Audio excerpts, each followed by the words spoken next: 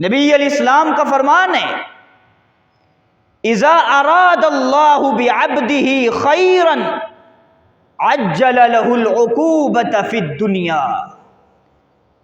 اللہ رب العزت اپنے کسی بندے کے ساتھ بھلائی کا، اچھائی کا اللہ ارادہ کرتا ہے، اس کو وسائل سے نکال کر، آسائشوں سے نکال کر مشکلات اور تکالیف کی طرف دھکیل دیتا ہے۔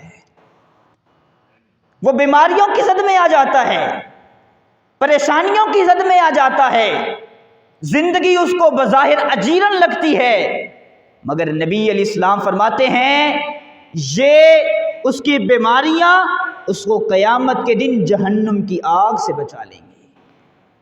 وَإِذَا أَرَادَ اللَّهُ بِعَبْدِهِ الشَّرَّ أَمْسَكَ عَنْهُ بِذَنبِهِ حَتَّى يُوَافِي بِهِ يَوْمَ الْقِيَامَةِ۔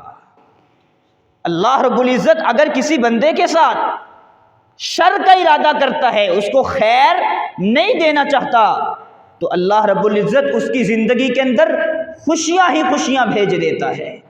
سمجھتا ہے میں تو اللہ کی جھولی میں ہوں، مجھ پہ تو بڑا فضل ہے، کبھی بیماری تک نہیں آئی، کبھی پریشانی تک نہیں آئی، کاروبار میں زوال تک نہیں آیا، کبھی اولاد کی طرف سے مجھے نقصان تک نہیں ہوا، کبھی جان کی طرف سے مجھے آج تک مصیبت تک نہیں آئی، وہ یہ سمجھتا رہتا ہے۔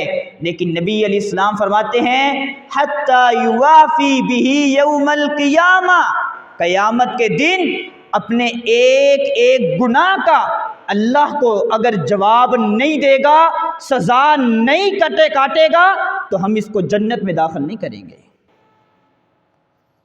یہ بیماریاں مجھے اور آپ کو جہنم کی آگ سے بچاتی ہیں۔